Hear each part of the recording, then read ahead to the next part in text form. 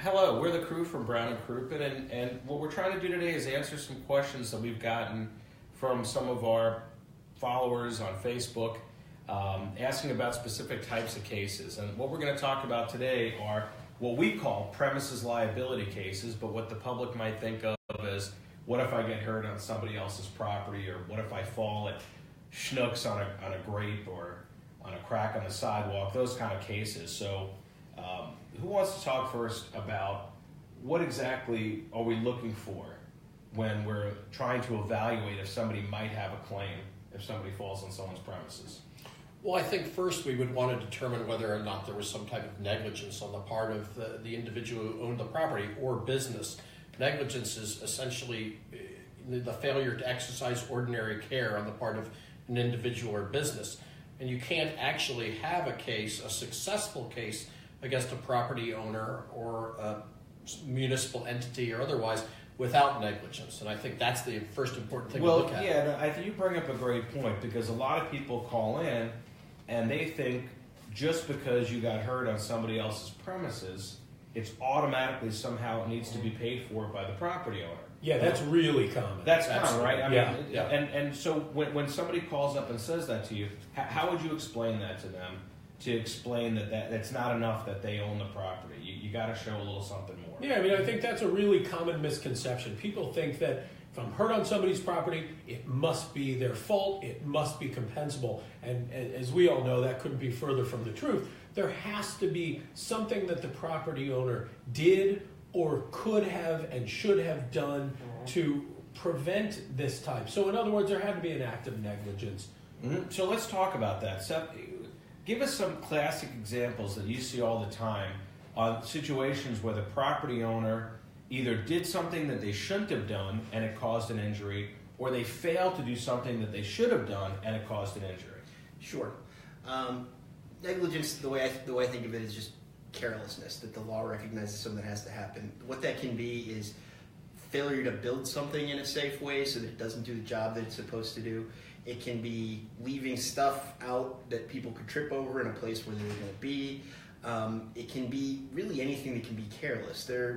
It can be a hard thing to prove, but one of the easiest things is that they break some law, some municipal code, something that's written down that sets the standard for what they have to do. We've seen that. We've seen guardrails or handrails on decks or steps not do what they're supposed to do. They break away. They're not up to code. Or not being there at all when they should have been there. When they should be. Those are common code violations. Yeah. Weather is also sometimes a good example. I think sometimes people will slip and fall on ice and think they automatically have a case. And the reality is that's one that comes up quite a bit. Sometimes it's an act of negligence. So for instance, there's a big snowfall.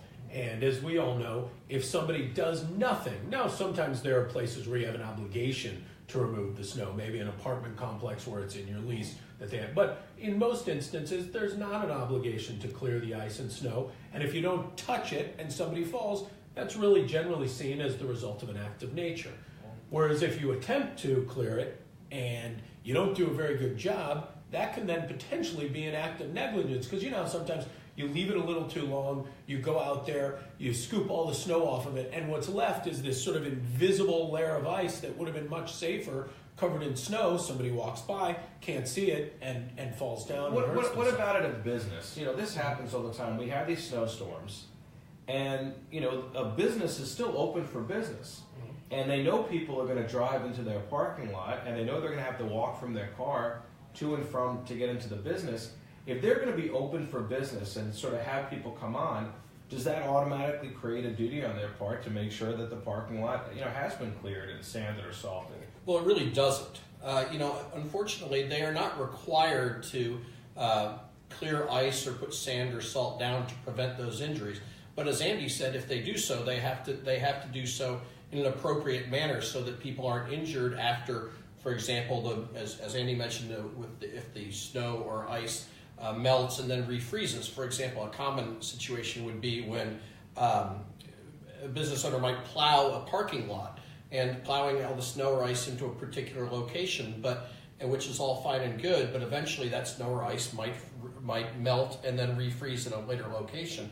And now that business it is negligent because of the fact that they didn't handle it appropriately. Yeah. Well, I think there's still a pretty good argument that if you're going to be open for business, depending on the type of business. I handled a case years ago involving a movie theater situation, and I made the argument that the only people using their parking lot are people that are going to the movies there, and they know that they get people who are disabled coming to the movies, they get elderly people coming to the movies, they get children coming to the movies, they have people coming to the movies daytime and nighttime. And because of who they were inviting on in those different set of circumstances, I think we were able to show that they were held to a higher standard in making sure that the parking lot was in good repair, no potholes, well lit. And a lot of people do like to go to the movies when it's snowing outside.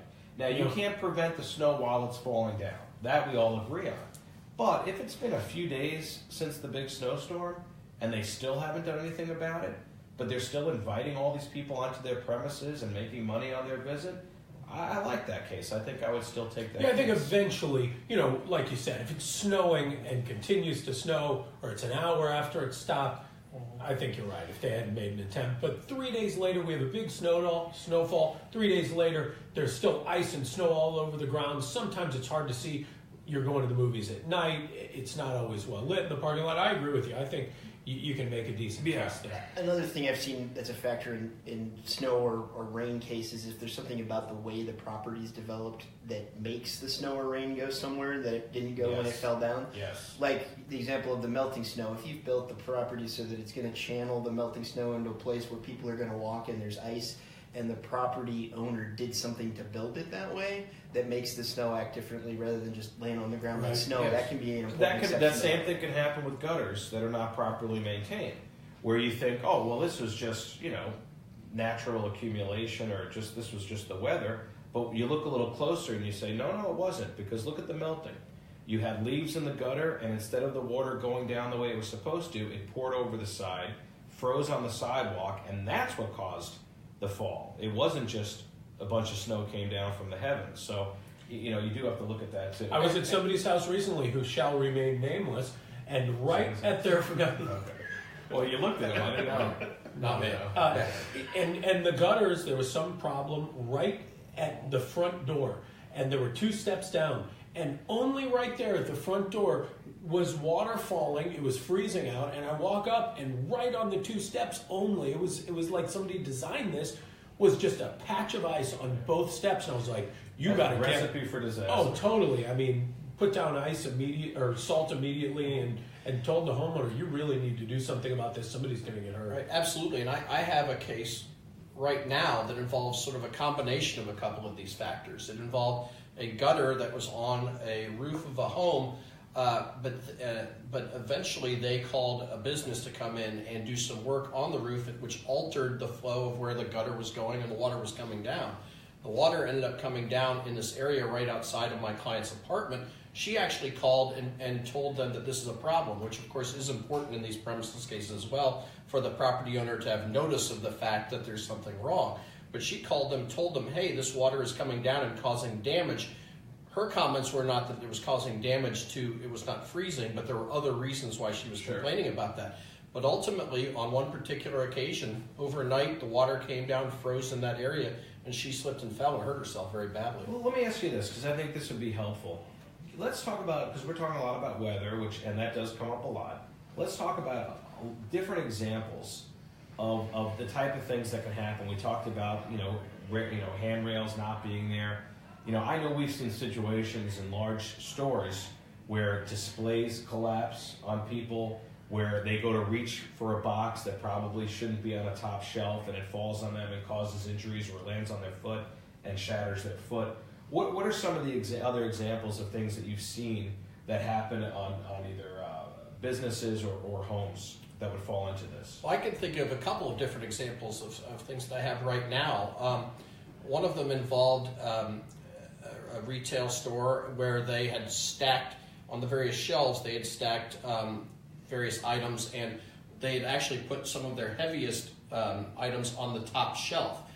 The woman was looking to see what the price tag was, and then it fell down and landed on her head. This is a very heavy glass item, and it landed on her head, when obviously that could have been avoided by placing the heavier items lower on the shelves rather than on the higher shelves, where it could cause problems and cause injuries to her.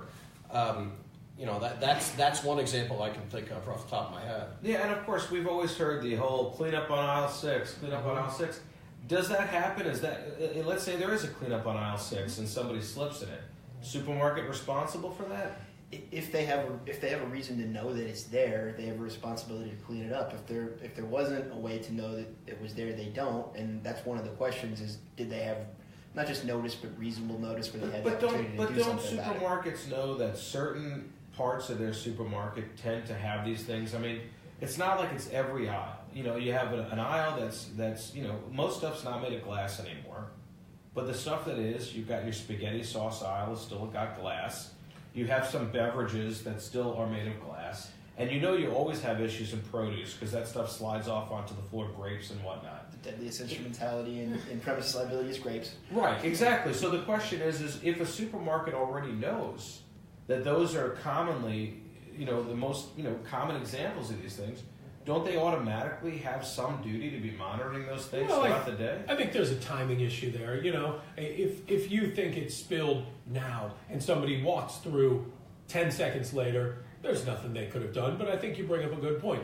Can they just never have an employee ever walking through the beverage aisle or the spaghetti sauce aisle and just totally ignore it and always assume everything's fine? No, of course not. And so I think if you have reason to believe, what can sometimes happen is you hear clean up on aisle 6, clean up on aisle 6. And, people get busy. Maybe nobody knows who's exactly responsible for it. Maybe 15 minutes pass before somebody actually gets to it. I would say that's probably too long. They knew it happened. They had plenty of time to rectify the situation, and somebody walked through. But yeah, in the beverage aisle, I think probably they should have regular, once an hour, once every couple hours at. Mm-hmm. Okay. Hey, we never know. They could be picking this up. Yeah. Well, I think I think that the most important thing initially is Sorry. Oh. Are you on Wi-Fi? I think that the most important thing again is to make sure that the business knows that something happened. And that's important for your own situation. If you have significant injuries and you may have medical bills and other injuries as well associated with that, it's important that the business know what happened. It's also important so that they can correct that problem for other people, so that other people aren't injured by the same problem. Let me ask you this: you may want to snap a few photos. I was going to say, yeah. I worked in a supermarket. That was my first job. I was 16. I was a cashier at a supermarket. And I know that we had security cameras all over the supermarket. This is back in the mid '80s, but I know that our cameras, they erase themselves for new stuff every 24 hours. So, is there something that a person could do or should do to make sure that if a store may have caught it on video, that they keep it and not erase it? You bring up a good point. Absolutely, I think two things. Number one, you bring up the supermarket. Yeah, you probably want to get a lawyer involved who can contact them and make sure that they keep that video if it exists.